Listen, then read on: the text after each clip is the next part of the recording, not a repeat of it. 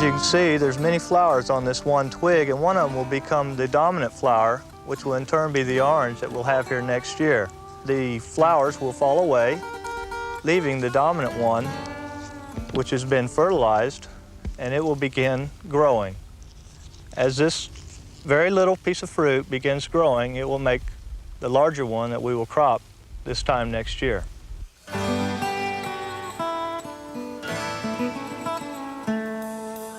Overcoming repeated freezes, fighting stubborn opponents like canker and blight, Coca-Cola Foods has nurtured its groves to a leadership position in the citrus industry.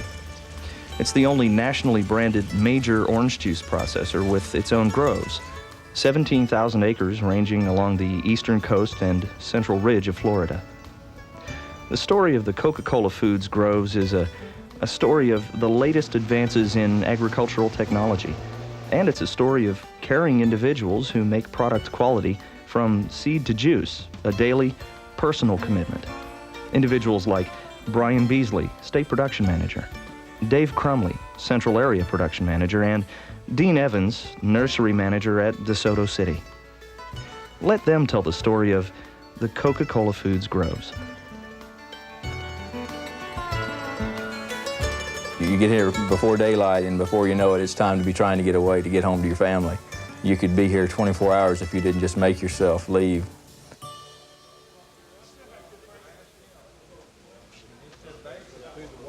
The biggest challenge to me in my position is to instill upon the people under me that this is more than just a job, that it's their livelihood, and they need to really care about what's happening out in the grove, and it should be a part of them. Our main nursery is DeSoto City, and we can grow approximately 700,000 trees. With the vast acreage we have, it just becomes economically feasible to grow our own.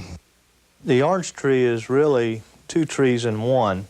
We start with a seed that will become the roots of the tree itself. These roots will be more resistant to soil-borne diseases than the roots of the actual variety orange itself. The rootstock seeds are planted into the greenhouse, and in approximately 90 to 120 days, they become tall enough to be transplanted into the field nursery. Once we've established the root system in the nursery, we will select the variety of oranges or grapefruit and graft it into the rootstock using an inverted T bud.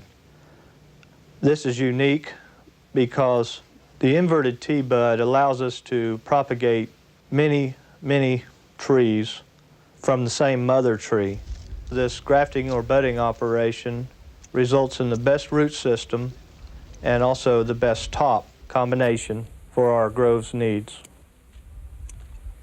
From the time you graft or bud the tree, it takes about 12 months for the tree to be ready to dig and be harvested to go to the grove. It's a good feeling to see something that you have worked so hard grow, and the nursery is so gratifying because you see so much growth in such a short period of time.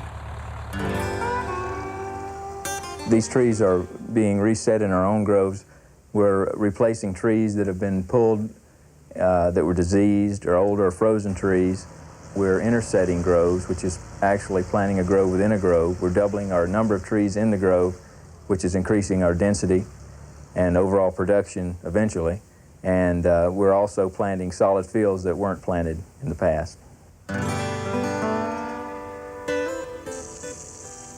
We'll take our nursery trees from our nursery and plant them in this open field, but we use some of the new techniques, taking advantage of today's technology of irrigation and high-density planting.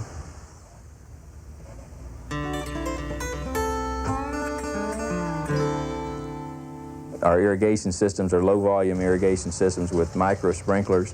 Through these sprinklers, we can inject our fertilizers and some chemicals which will reduce the chances of a root fungus happening. This sandy soil is a good medium for holding the tree up It's a good aerated, well-drained soil, but there's not much there for the tree. We have to apply all the nutrients. We have a management philosophy in which we treat each block of oranges based on their need. We will determine what the block needs and when it needs it and in which quantities. This results in a very efficient operation, maximizing our returns based on the potential crop yield of that particular grove. The latest technology in spraying is what we call a tree seed. It's actually an electronic eye, and if there's mass, it'll spray only that mass. If there's a skip or a small tree, it won't be spraying in the air. And not only do we save a lot of money on materials, we're helping the environment because we're not just expelling spray into the air for no reason. To do things correctly in a grove, the most important thing to put in the grove is the manager's footprints. If there's any problem, they'll show up. Sitting behind a desk, you're not going to see those problems. You need to be out there.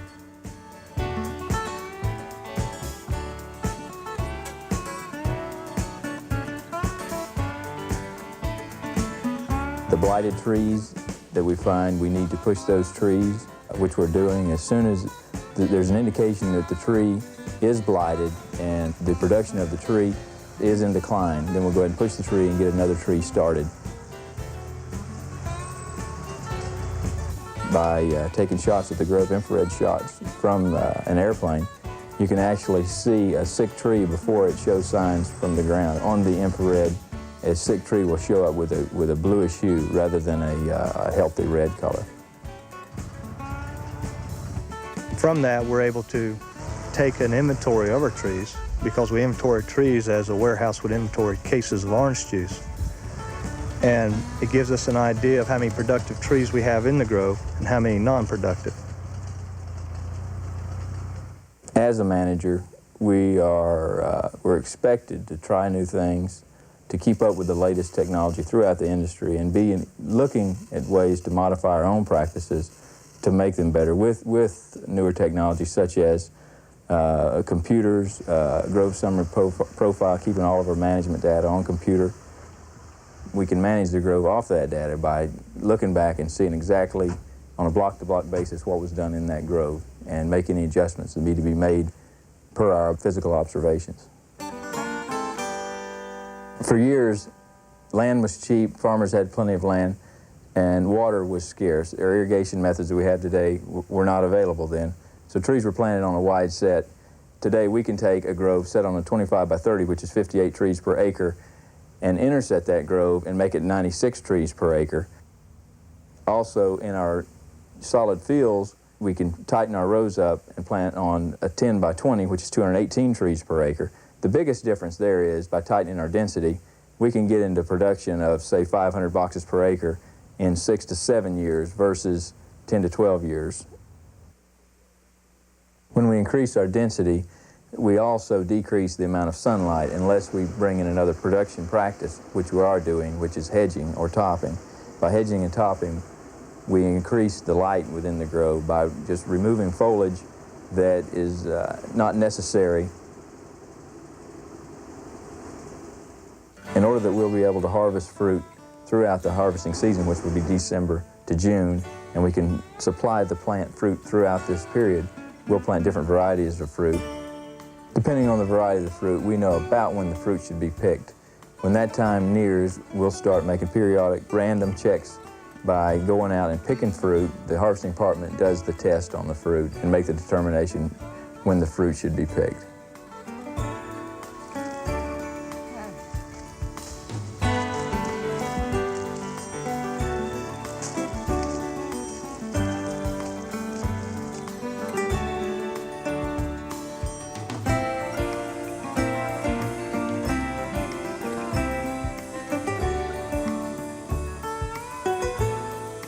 Once you see those oranges being harvested and put into the semi-trailers and going to the plant, it gives you a feeling of completeness, and a goal has been attained. And in the process, we're working very hard on the crop for next year. The most rewarding part of this job for me and being a part of agriculture is working for a company that's dedicated to making their operation the best in the industry. We're really proud of our brand, and we like to see it end up tasting like it came right off the tree.